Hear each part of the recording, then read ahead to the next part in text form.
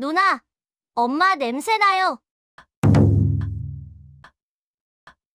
그 말을 듣는 순간 수아는 방금 뒤집던 붕어빵 틀을 놓칠 뻔했다.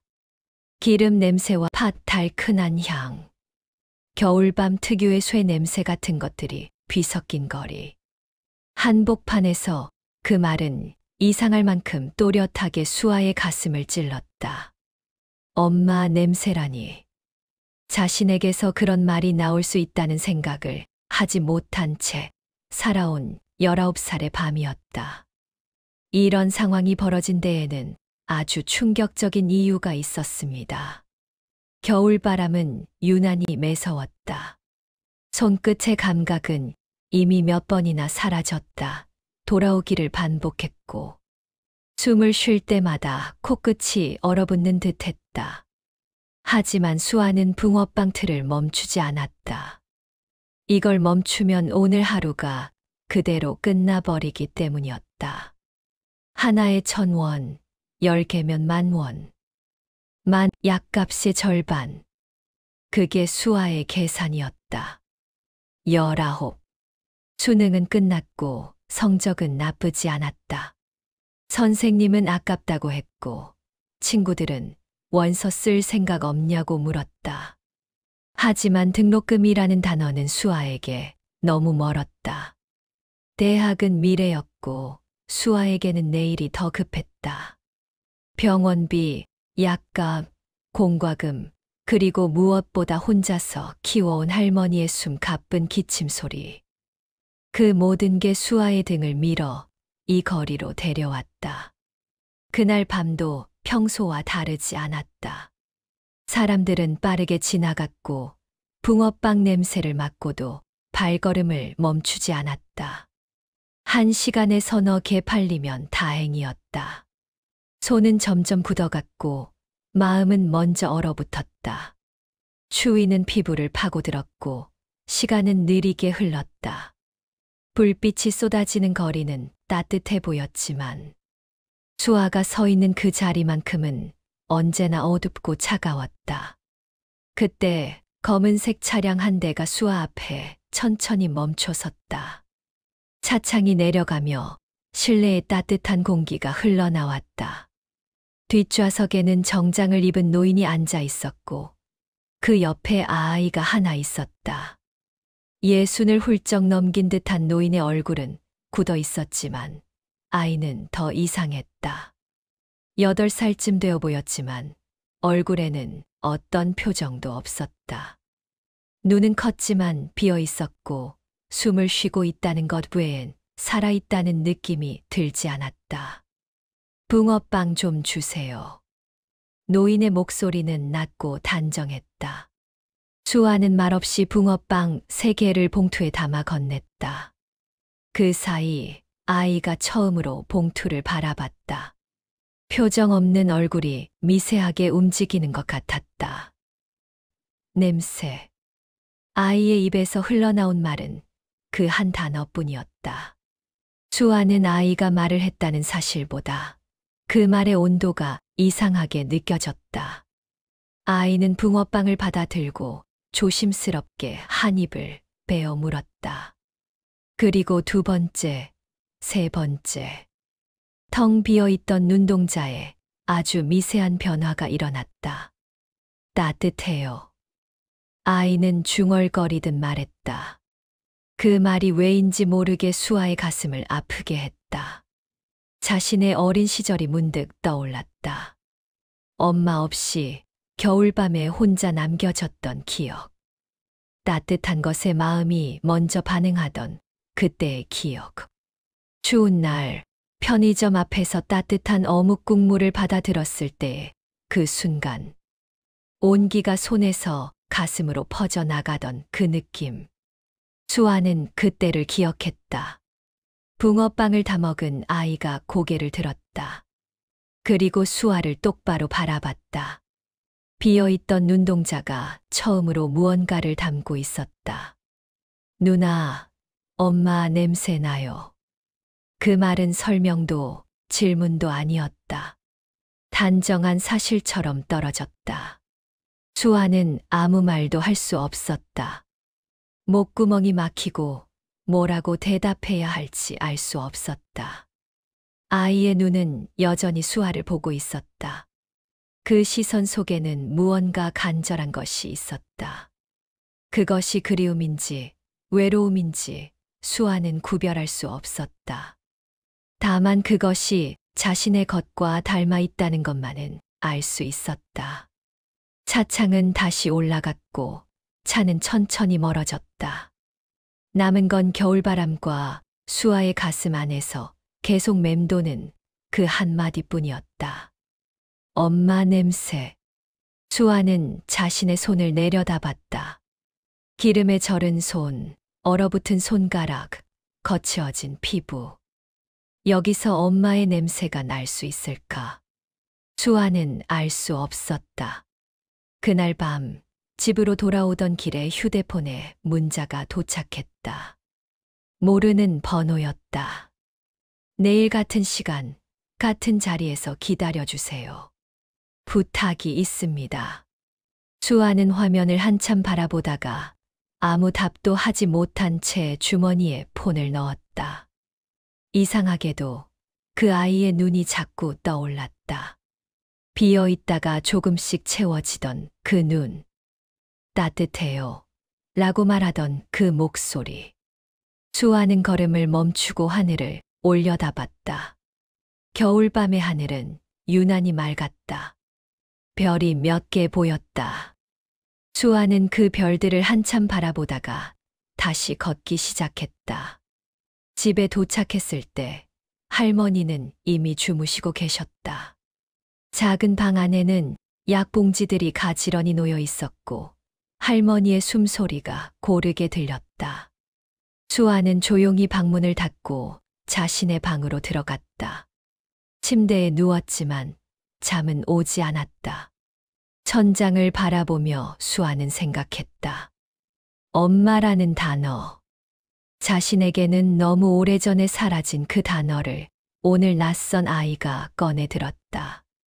그것도 수아에게서 그 냄새가 난다고 했다. 수아는 이불을 끌어올렸다. 추웠다. 밖의 추위와는 다른 안쪽에서 올라오는 추위였다. 그 추위는 할머니의 따뜻한 손길로도 친구들의 위로로도 채워지지 않는 것이었다. 수아는 그걸 알고 있었다. 그리고 아마도 그 아이도 알고 있을 것이었다. 다음 날이 두려웠다. 그 문자의 의미가 무엇인지, 그 노인이 무엇을 부탁하려는 건지 수아는 짐작할 수 없었다.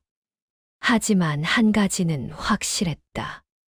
내일 같은 자리에 수아는 서 있을 것이었다. 붕어빵을 팔아야 했고 할머니의 약을 사야 했고 무엇보다 그 아이의 눈을 다시 보고 싶었다. 왜 그런지는 모르겠지만 수아는 그 아이를 외면할 수 없었다. 다음 날도 수아는 같은 자리에 섰다. 사실 선택의 여지가 없었다. 붕어빵을 굽지 않으면 하루가 무너졌고 무너지는 하루는 쌓이면 감당할 수 없게 됐다. 손은 여전히 시렸고 바람은 여전히 매서웠다. 하지만 마음 한편에는 어제와 다른 무언가가 자리하고 있었다. 그 아이가 다시 올까? 그 노인이 정말 문자를 보낸 걸까? 수아는 붕어빵을 뒤집으며 자꾸 거리 끝을 바라봤다. 해가 지고 어둠이 내릴 즈음 어제 그 검은 차가 다시 나타났다. 이번엔 노인 혼자였다. 차에서 내린 그는 수아에게로 천천히 걸어왔다. 정장 차림이었지만 어딘가 지쳐 보였다. 얼굴에는 어제보다 더 깊은 주름이 새겨져 있었다. 어제 우리 손자를 보셨죠? 노인은 수아 앞에 서자마자 물었다. 수아는 고개를 끄덕였다. 노인은 잠시 말을 멈췄다가 깊게 숨을 들이쉬고 말을 이었다. 아이가요, 태어나서 처음으로 음식을 먹고 싶다고 말했습니다. 처음으로 웃는 것 같은 표정을 지었고요. 노인의 목소리는 떨리고 있었다. 수아는 그 떨림이 무엇을 의미하는지 알 것 같았다. 그것은 절망 끝에서 발견한 희망의 떨림이었다. 그 아이는 살아있는 게 아닙니다. 그냥 숨만 쉬고 있어요. 노인은 자신을 강우라고 소개했다. 대기업 회장이라는 말은 뒤늦게 명함을 보고서야 실감이 났다. 하지만 그 순간 수아 앞에 서 있는 건 회장이 아니라 그저 할아버지였다. 손자를 살리고 싶은, 어떻게든 그 아이의 눈에 빛을 되찾아주고 싶은 한 사람의 할아버지. 그는 수아에게 부탁했다. 손자 곁에 있어 달라고, 밥을 먹게 해달라고, 웃게 해달라고, 조건은 무엇이든 맞추겠다고 했다. 돈, 학비, 생활비, 원하는 게 있으면 다 주겠다고 했다. 하지만 수아의 마음을 흔든 건 돈이 아니었다. 어젯밤 그 아이의 눈이었다. 비어 있다가 채워지던 그 순간. 따뜻해요. 라고 중얼거리던 그 목소리. 수아는 그것을 외면할 수 없었다. 자신도 그랬으니까. 한때는 그렇게 텅 빈 채로 살았으니까. 생각해보고 연락드릴게요. 수아는 그렇게 대답했다. 강우 회장은 고개를 숙여 인사하고 떠났다. 남은 건 다시 겨울바람과 붕어빵 냄새뿐이었다. 하지만 이제 수아의 마음속에는 결정이 자리 잡기 시작하고 있었다. 집에 돌아와 할머니에게 이야기를 전했다. 할머니는 한참 침묵하다가 말했다. 돈 보고 가지 말고 내 마음이 가는 대로 해라. 수아는 그 말로 결심했다. 할머니는 언제나 그랬다. 수아에게 길을 강요하지 않고 다만 마음이 향하는 곳으로 가라고 했다. 그 믿음이 수아를 지탱해왔다. 다음 날 아침 전화를 걸었다. 하겠습니다. 강우 회장의 집은 수아의 세계와 완전히 달랐다. 넓은 정원, 조용한 복도, 냉기가 도는 공기. 하지만 이상하게도 따뜻함은 느껴지지 않았다. 사람의 온기가 아니라 시스템의 온도였다. 집 안은 너무 깨끗했고, 너무 정돈되어 있었고, 너무 조용했다.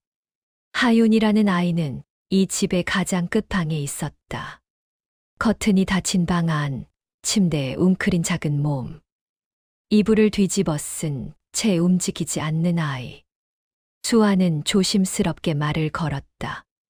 붕어빵 준 누나 기억나? 처음엔 대답이 없었다. 수아는 말을 멈추고 그냥 그 옆에 앉아 있었다. 시간은 천천히 흘렀다. 창밖으로 햇빛이 조금씩 기울었고 방 안의 공기는 점점 무거워졌다. 하지만 수아는 서두르지 않았다. 기다렸다. 할머니가 자신을 그렇게 기다려줬던 것처럼. 1시간쯤 흘렀을 무렵 이불이 조금 내려가며 아이의 얼굴이 드러났다. 누나. 아주 작은 목소리였다. 수아는 웃으며 대답했다. 응, 누나야. 그날 이후 수아는 하윤 곁에 머물렀다. 말을 시키지 않고 다그치지 않고 그냥 옆에 있었다. 하윤은 천천히 마음을 열기 시작했다. 처음엔 한두 마디였다. 배고파. 목말라. 그 다음엔 조금 더 긴 문장이 나왔다. 누나 내일도 와. 수아는 그때마다 고개를 끄덕이며 대답했다. 응, 올게. 밥을 한 숟갈 먹으면 한 숟갈만큼 기뻐했고, 말 한마디 하면 그 한마디를 가슴에 담았다. 어느 날 수아는 집에서 붕어빵 틀을 가져왔다. 하윤의 방에서 직접 붕어빵을 구웠다. 반죽을 틀에 붓고 팥을 넣고 뒤집는 모든 과정을 하윤은 이불 밖으로 고개를 내밀고 지켜봤다. 기름 냄새가 방 안에 퍼졌고 달콤한 팥향이 공기를 채웠다. 처음으로 하윤이 침대에서 내려왔다. 맨발로 바닥을 딛고 수아 옆에 섰다. 붕어빵을 만들어 줬을 때 하윤은 처음으로 웃었다. 입꼬리가 올라가고 눈이 조금 휘어졌다. 그 미소는 오래 가지 않았지만 확실히 거기 있었다. 수아는 가슴이 벅차올랐다. 이 아이가 웃을 수 있다는 것, 살아있다는 것, 그것이 수아에게는 기적처럼 느껴졌다. 누나 엄마 같아. 하윤이 붕어빵을 한 입 베어 물고 중얼거렸다. 그 말을 들으며 수아는 알 수 없는 불안도 함께 느꼈다. 이 온기가 오래 갈 수 있을까? 자신은 결국 떠나게 되지 않을까? 엄마처럼 느껴진다는 건 언젠가 엄마처럼 사라질 수도 있다는 뜻이 아닐까? 수아는 하윤의 머리를 쓰다듬으며 애써 웃었다. 하지만 가슴 한편에는 무거운 것이 자리 잡기 시작했다. 그 불안은 현실이 될 준비를 하고 있었다. 수아가 모르는 사이 이 집 안에는 또 다른 시선들이 있었다. 하윤의 아버지, 강우 회장의 아들. 그는 아직 한 번도 수아 앞에 나타나지 않았지만 그의 존재는 이미 이 집의 공기를 조금씩 무겁게 만들고 있었다. 수아는 그걸 알지 못했다.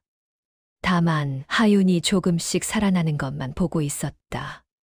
그것만으로도 충분하다고 생각했다. 하지만 세상은 그렇게 단순하지 않았다. 변화는 갑작스러웠다.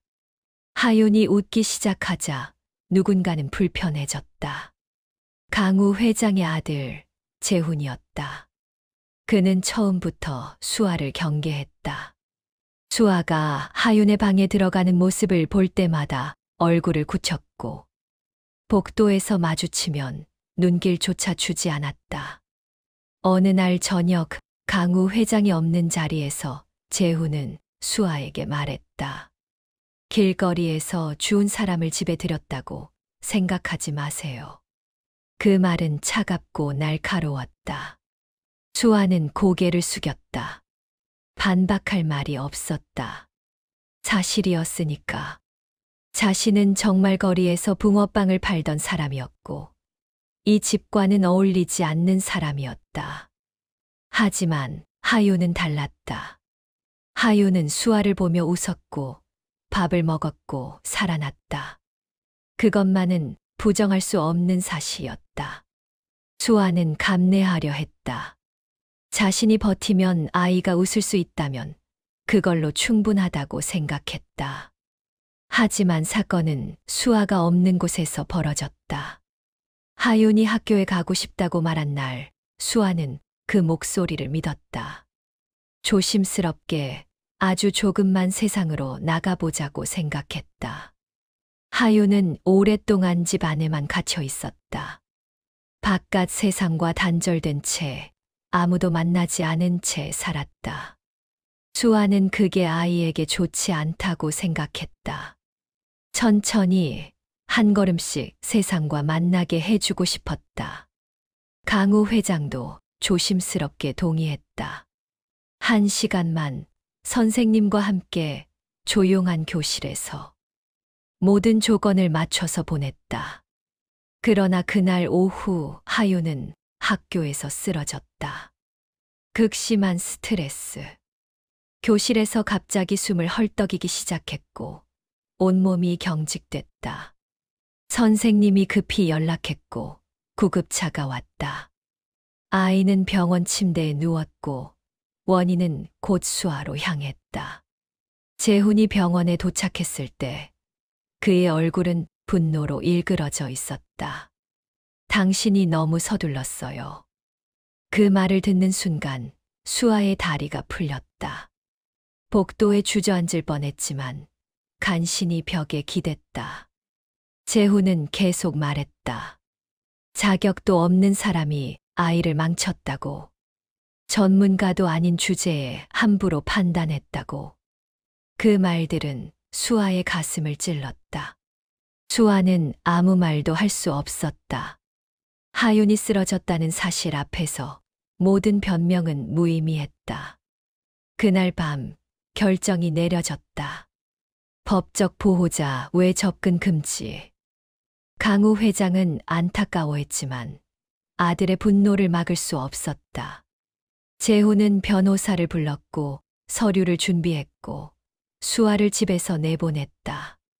수아는 하루아침에 집에서 나와야 했다. 하윤에게 작별 인사를 할 시간도 주어지지 않았다. 아이는 문 안에서 울었고 수아는 돌아보지 못했다. 돌아보는 순간 다시는 떠날 수 없을 것 같았기 때문이다. 누나, 누나. 하윤의 목소리가 복도 끝까지 울려 퍼졌다. 수아는 걸음을 멈추지 않았다. 눈물이 흘렀지만 닦지 않았다. 그냥 걸었다. 현관을 나섰고 정원을 지났고 대문을 통과했다.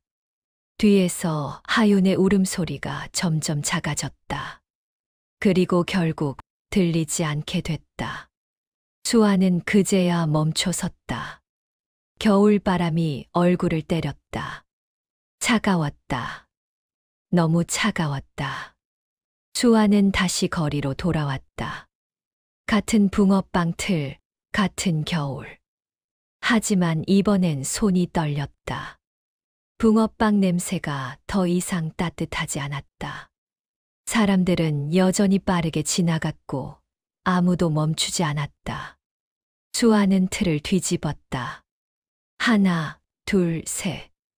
기계적으로 움직였다. 하지만 마음은 계속 그 집에 있었다. 하윤의 울음소리가 귓가에 맴돌았다. 누나, 누나. 그 목소리를 지울 수 없었다. 한편 하윤은 다시 말을 잃었다. 수아가 떠난 다음 날부터 아이는 입을 열지 않았다. 음식을 거부했고 물도 마시지 않았다. 이불 속에 웅크린 채 꼼짝도 하지 않았다. 의사들이 왔지만 아이는 반응하지 않았다. 강우 회장이 손을 잡았지만 하윤은 눈도 뜨지 않았다. 그리고 가끔 아주 작은 목소리로 중얼거렸다. 엄마 냄새가 없어졌어. 그 말을 들을 때마다 강우 회장의 가슴은 무너졌다. 하윤에게 엄마는 이미 오래전에 세상을 떠난 사람이었다. 교통사고였다.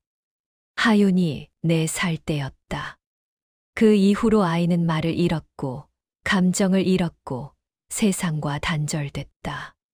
4년 동안 그 상태로 살았다. 그러다 수아를 만났고 처음으로 살아났다. 그런데 이제 다시 무너지고 있었다. 강우 회장은 아들을 불렀다. 이게 옳은 일이냐? 재훈은 대답하지 않았다. 그는 자신이 옳다고 믿었다. 하윤에게는 전문적인 치료가 필요하다고 생각했다. 길거리 소녀가 아니라 의사가 필요하다고 믿었다. 하지만 강우 회장은 달랐다. 그는 하윤의 눈을 봤다. 수아와 함께 있을 때의 그 눈. 살아있던 그 눈. 그것은 어떤 의사도 만들어내지 못한 것이었다. 수아는 거리에서 붕어빵을 팔며 하루하루를 버텼다. 하지만 밤이 되면 무너졌다. 집에 돌아와 이불을 뒤집어 쓰고 울었다. 할머니는 아무 말도 하지 않고 등을 쓰다듬어 줬다. 그 손길만이 수아를 지탱했다. 일주일이 지났다. 열흘이 지났다. 수아는 여전히 같은 자리에 있었고 하윤은 여전히 이불 속에 있었다. 두 사람의 시간은 그렇게 끊긴 것처럼 보였다. 하지만 겨울은 끝이 아니었다. 무언가가 다시 움직이기 시작하고 있었다. 강우 회장은 결심하고 있었고 수아는 버티고 있었고 하윤은 기다리고 있었다. 끊어진 것처럼 보이는 것들도 사실은 보이지 않는 곳에서 여전히 이어져 있었다. 그것을 아는 사람은 아직 아무도 없었다. 하지만 곧 알게 될 것이었다. 가장 잔인한 밤은 동시에 새로운 시작을 준비하는 밤이기도 했다. 며칠 후 수아의 붕어빵 앞에 작은 그림 한 장이 놓였다. 누군가 조용히 두고 간 것 같았다. 수아는 손님을 받다가 그것을 발견했다. A4 용지 반쪽 크기의 종이. 크레파스로 그린 그림이었다. 손을 잡은 두 사람. 한 사람은 크게, 한 사람은 작게. 큰 사람은 긴 머리를 하고 있었고, 작은 사람은 동그란 얼굴이었다.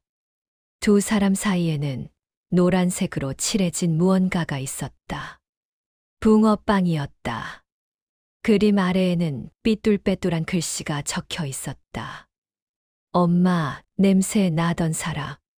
수아는 그 자리에서 주저앉아 울었다. 지나가던 사람들이 쳐다봤지만 수아는 신경 쓰지 않았다.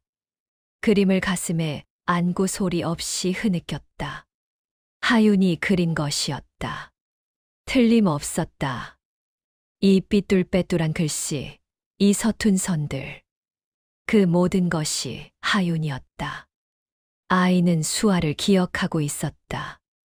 그리고 이 그림을 누군가에게 부탁해서 여기까지 보낸 것이었다.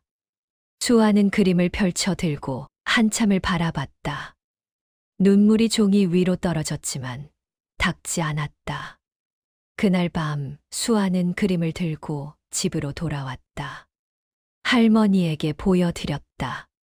할머니는 안경을 쓰고 그림을 가까이서 들여다보셨다. 그리고 조용히 말씀하셨다. 이 아이가 널 엄마라고 생각하는구나. 수아는 고개를 끄덕였다. 그렇다. 하윤은 수아를 엄마처럼 느끼고 있었다. 하지만 수아는 엄마가 될 자격이 있을까? 19살, 대학도 가지 못한 붕어빵 장수. 아이를 지켜줄 힘도, 돈도, 자격도 없는 사람. 수아는 그림을 내려다보며 생각했다. 하지만 하윤에게는 그런 게 중요하지 않았다. 아이에게 필요한 건 자격이 아니라 온기였다. 수아는 그걸 알고 있었다. 한편 저택 안에서는 무언가 무너지고 있었다. 하윤은 그림을 보낸 뒤로도 계속 무너졌다. 울음을 멈추지 않았고 숨이 가빠졌다. 밤마다 악몽을 꿨고 아침이 되면 땀에 젖은 채 깨어났다. 의사들이 와서 진찰했지만 아무 소용이 없었다. 약을 먹여도 효과가 없었다. 하윤은 계속 수아를 찾았다. 누나, 누나. 그 이름만 반복했다. 강우 회장은 견딜 수 없었다. 손자가 이렇게 무너지는 걸 더 이상 지켜볼 수 없었다. 그는 아들을 불렀다. 재훈은 여전히 고집을 부렸다. 전문가가 필요하다고, 시간이 필요하다고 말했다. 하지만 강우 회장은 더 이상 들을 수 없었다. 내가 틀렸어. 그 말에 재훈은 입을 다물었다. 강우 회장은 계속 말했다. 내가 평생 사업을 하면서 배운 게 있다면 결과가 말해준다는 거야. 수아가 있을 때 하윤이 살아났어. 그게 결과야. 내 논리가 아니라 현실이 말해주고 있어. 재훈은 아무 말도 하지 못했다. 강우 회장은 결정을 번복했다. 수아를 다시 불렀다. 전화를 받은 수아는 믿을 수 없었다. 강우 회장은 차분하게 말했다. 돌아와 달라고. 하윤이 기다리고 있다고. 법적 문제는 자신이 해결하겠다고. 수아는 전화를 끊고 한참을 멍하니 서 있었다. 그리고 달렸다. 병실에서 두 사람이 마주했을 때 하윤은 수아의 손을 놓지 않았다. 아이는 창백했고 야위어 있었고 눈 아래에는 짙은 그림자가 드리워져 있었다. 하지만 수아를 보는 순간 그 눈에 빛이 돌아왔다. 누나. 하윤의 목소리는 떨렸다. 수아는 침대 옆에 무릎을 꿇고 앉아 하윤의 손을 잡았다. 작고 차가운 손이었다. 수아는 그 손을 두 손으로 감싸 쥐었다. 누나 안 가. 하윤이 말했다. 수아는 대답 대신 아이를 꼭 안았다. 하윤의 작은 몸이 수아의 품에 안겼다. 아이는 수아의 어깨에 얼굴을 묻고 울었다. 소리 없이 하지만 온몸으로 울었다. 수아도 울었다. 떠나지 않겠다고 이번엔 마음속으로만이 아니라 삶으로 약속했다. 이 아이 곁에 있겠다고. 무슨 일이 있어도 떠나지 않겠다고. 강우 회장은 문 밖에서 그 장면을 지켜봤다. 그리고 조용히 고개를 끄덕였다. 이게 맞는 것이었다. 법도 자격도 논리도 아니었다.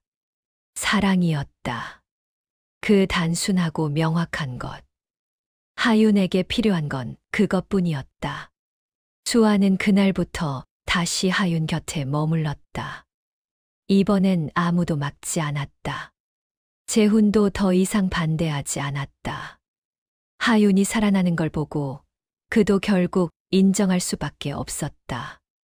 수아가 있을 때와 없을 때의 차이는 명확했다. 수아가 있으면 하윤은 밥을 먹었고 말을 했고 웃었다. 수아가 없으면 모든 게 멈췄다. 하윤은 천천히 회복했다. 처음엔 병실에서, 그 다음엔 집에서, 그리고 조금씩 바깥 세상으로. 수아는 하윤의 속도에 맞췄다. 서두르지 않았다. 아이가 준비되었을 때, 그때 한 걸음씩 나아갔다.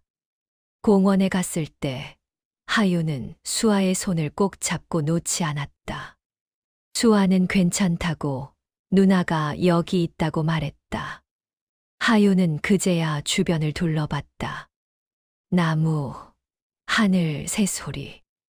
세상은 여전히 거기 있었다. 어느 날 하윤이 물었다. 누나는 왜 나한테 잘해줘? 수아는 잠시 생각했다. 그리고 대답했다. 나도 예전에 누군가 잘해줬거든. 그래서 살았어. 하윤은 고개를 끄덕였다. 그리고 다시 물었다. 그럼 나도 나중에 누군가한테 잘해줘야 해. 수아는 웃었다. 그래, 그게 좋을 것 같아. 하윤은 처음으로 환하게 웃었다. 그 웃음은 오래 지속됐다. 수아는 그 웃음을 보며 생각했다. 이 아이가 살아났다. 정말로 살아났다. 그리고 자신도 함께 살아났다. 두 사람은 서로를 살렸다. 그것이 사랑이었다. 겨울은 서서히 지나가고 있었다. 봄이 오고 있었다. 아직 춥긴 했지만 공기 속에서 뭔가 다른 냄새가 났다. 땅이 녹는 냄새, 새싹이 올라오는 냄새. 수아는 하윤과 함께 그 봄을 기다렸다. 시간은 천천히 흘렀다. 하윤은 다시 일상으로 돌아왔다. 이번엔 서두르지 않았다. 계절이 바뀌었고 하윤은 성장했다. 수아는 대학에 갔고 교사가 되었다. 하지만 방학이면 늘 그 아이를 찾았다. 어느 봄날 하윤은 작은 식당을 열었다. 식당 이름은 딱 하나였다. 엄마의 붕어빵. 그날 수아는 그제야 처음 만났던 겨울밤을 떠올리며 마음 놓고 울 수 있었다. 오부. 엄마의 붕어빵. 시간은 천천히 흘렀다. 하윤은 다시 일상으로 돌아왔다. 이번엔 서두르지 않았다. 수아는 아이의 속도에 맞춰 걸었다. 어떤 날은 한 걸음도 나아가지 못했다. 하윤이 무서워하면 수아는 그냥 옆에 앉아 있었다. 괜찮아, 천천히 가도 돼. 그 말이 하윤에게는 가장 큰 힘이 되었다. 세상은 아이를 기다려주지 않았지만 수아는 기다렸다. 얼마든지 기다릴 수 있었다. 계절이 바뀌었다. 겨울이 지나고 봄이 왔다. 벚꽃이 피었고 하유는 처음으로 꽃을 보고 예쁘다고 말했다. 여름이 왔고 하유는 아이스크림을 먹으며 웃었다. 가을이 왔고 낙엽을 밟으며 걸었다. 그리고 다시 겨울이 왔다. 1년이 지났다. 하유는 많이 자랐다. 키도 컸고 말도 많아졌고 표정도 풍부해졌다. 더 이상 텅 빈 눈이 아니었다. 그 눈 안에는 이제 세상이 담겨 있었다. 하유는 성장했다. 초등학교에 다니기 시작했다. 처음엔 힘들었다. 다른 아이들과 어울리는 게 쉽지 않았고 수업 시간에 집중하는 것도 어려웠다. 하지만 하유는 포기하지 않았다. 수아가 곁에 있다는 것을 알았기 때문이었다. 학교가 끝나면 수아가 기다리고 있었다. 오늘은 어땠어? 수아가 물으면 하유는 조금씩 이야기를 풀어놓았다. 친구가 생겼다고, 선생님이 칭찬했다고, 급식이 맛있었다고. 수아는 그 모든 이야기를 귀 기울여 들었다. 수아는 대학에 갔다.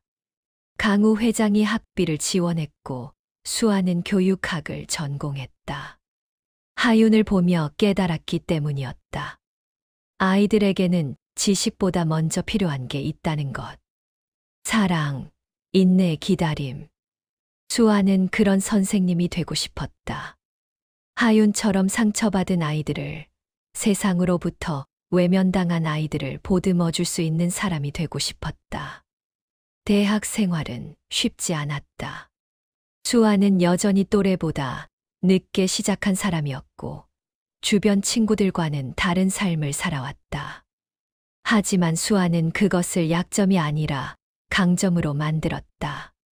자신의 경험을 살려 과제를 썼고, 발표를 했고, 교수님들에게 인정받았다. 방학이면 늘 그 아이를 찾았다. 하유는 수아가 오는 날을 손꼽아 기다렸다.